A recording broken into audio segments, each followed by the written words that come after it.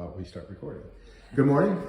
We are with Taylor Armstrong, and Taylor, where's Tyler? Tyler couldn't be here this morning. He's like previous interview we mentioned he brought his two kids, but they woke up sick this morning, so he has to play dad today. And I believe he was on duty at the fire department yesterday, so I figured it's probably just good for him to stay home and obviously take care of the kids. Yeah. Well, we'll give him an opportunity to speak with us before Tuesday. Absolutely. Before a week from Tuesday. Mm-hmm. No, before Tuesday. Yeah, Tuesday. Yeah. Tuesday's it. Yeah, it's coming up. So how's your campaign going? Good. I've told everybody these last few weeks. It's actually quite. I would argue surprising the amount of support. The folks who have stopped me at Kroger or at Walmart or even at a football Friday night, or if I'm at the school, thanking me for running. Expressing their support for me and their vote for me on Tuesday, unless they voted early. So. That I think struck me a little surprised because, I'm a 24-year-old kid running for school board with 4 other candidates, so there's a lot to choose from. So I figured I was going to have to work hard to really earn some folks' support. And I'm glad that hard work is paying off with folks finding me and saying, hey, you have my support. So I'm going into Tuesday cautiously optimistic, but I am in no way, shape, or form worried about what I've done to an extent to try to win this race. So any feedback in terms of issues and concerns that you've gotten from the voters that you've run into at Kroger's and wherever else you've encountered them? Yeah, I think the silver lining when I talk to them is just they want to see some creativity added to the district. And what do I mean by creativity? We're talking about, I guess, education in 2023. What does that look like?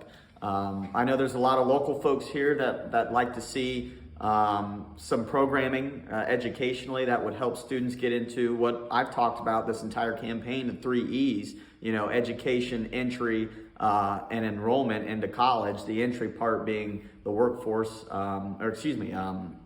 entry, enrollment, and enlistment for the military. So, what can we do to kind of shoot our graduates into those 3 pipelines in high school to better prepare them for that.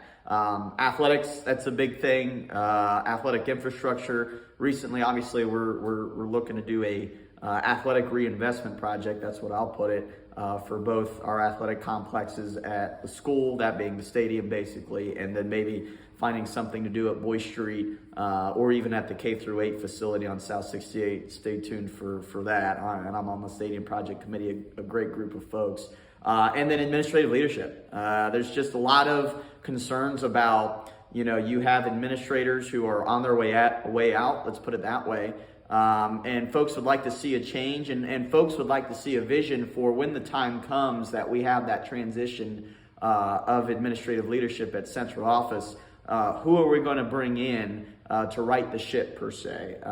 And that's nothing personal against the folks at central office. I think they're great people. I think they're great husbands, wives, fathers, and mothers. But at the end of the day, the community has expressed, unanimity about the fact that they're just not happy with where leadership is taking the district, especially when there's this sentiment that there's a lack of, or a gap between central office and the school, that being folks who work for the district staff, educators, and then those outside in the community, parents, local leaders, community leaders and organizations. So we kind of, first 100 days, I'd like to see, let's get people to the table and discuss what we can do to better put the district in a better position in 4 years.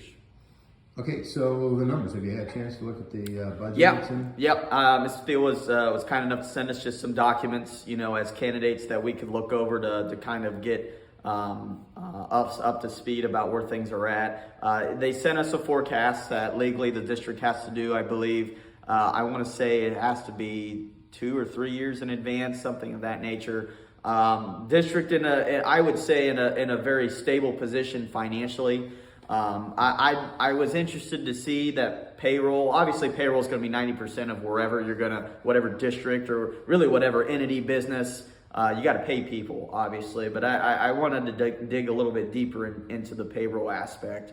I think we're at about $11 million total in payroll for Urbana City Schools. So I want to see how that averages with other school districts in the county and other school districts of our size and stature on this part of the state. I'm trying to think. There was, from a policy standpoint, school districts have been in a tough position because of the how do I put this? The ambiguity surrounding school funding in Ohio. Cup-Patterson was brought up several times. This forecast that we looked at, I believe, was completed in May of 23. So this was before the state operating budget, which is a biennial budget, basically 2 years. Every 2 years, the state has to have a budget.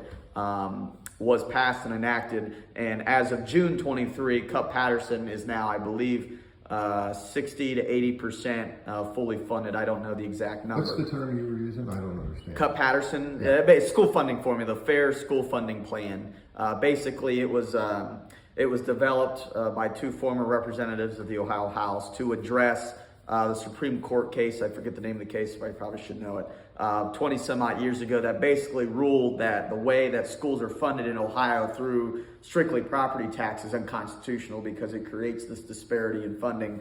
Obviously, Urbana City Schools is going to be a little bit better funded than maybe Columbus Eastmore Academy or Columbus City Schools because real estate values in downtown Columbus and real estate values here in Champaign County and the city of Urbana obviously are much different to an extent. So the formula was developed, and it's a formula. So there's a lot of inputs, but two things that it factors is median income of the local area of the school district, and then there is the inputs, as we say, or the cost of doing business as a school is considered, and that was moved from.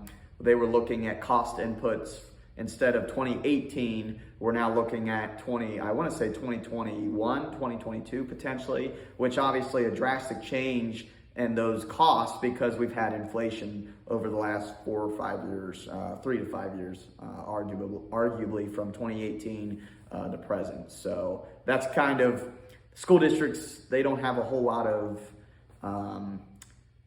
expectation because for a while it's every 2 years there's been a change in policy in terms of how schools are funded in Ohio. There really hasn't been any consistency. So hopefully now that we have some consistency with the Fair School Funding Plan that was enacted in the previous budget but then reenacted in the current budget, that Urbana City Schools and I would argue other public schools are going to have some more clarity on what their budget's going to look like, because a lot of the money that schools get, obviously, to operate and to educate come from the state of Ohio, a little bit of dollars from the feds as well. So there's mandatory spending, obviously, there's categorical spending, which means the money has to be spent on certain things, and then there's block spending, or unrestricted, I think is the way that our district puts it, where it can be put towards just about anything to an extent, it sounds like, probably with some parameters on it. But I think we're in a good spot, though. We're not looking up a hill to an extent, but I'd like to continue that just in a different way. Let's put it that way.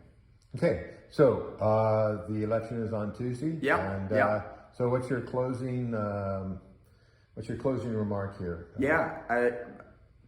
Basically, outside this job that I'm seeking on the Board of Education, I work for the people. That's how I make my money. That's my paycheck that I get every 2 weeks. That's what puts bread on my table and a roof over my head. I still work for the people. I work for the Ohio House. I'm a legislative aide. I commute to Columbus 5 days a week, answering phone calls from folks who are going to end up being able to vote for me on Tuesday. So I know what you guys are going through. I understand the concerns out there. I'm also well aware of what we're doing very well. And I also understand that I'm young. I'm 24 years old. It's a risk for somebody to vote for a guy my age who doesn't have kids, really hasn't had to go through a mortgage process yet, hasn't gone through marriage or any of that nature. But my final pitch to you is, one, give me a chance give me a chance to prove what I can do as a public servant who knows the community, who's lived in this community, whose family has been in this community for a while.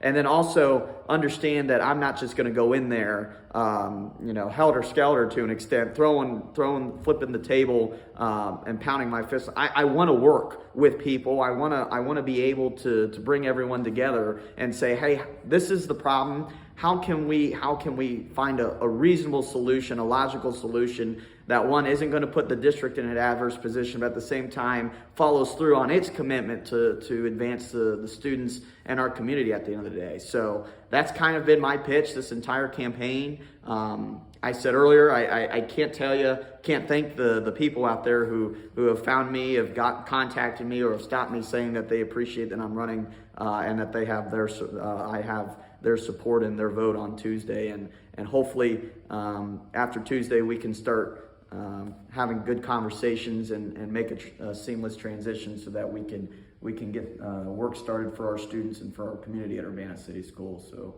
I'm excited. Appreciate the vote on November 7th on Tuesday. So. And that's approved by the candidate. It is. Yeah, I'm Taylor Armstrong, and I approve that message. Everybody. I've tried to reach out to all the candidates to invite them. Yeah. So thank you very much, and we will publish this ad as it was. Awesome. Thanks, Dave, for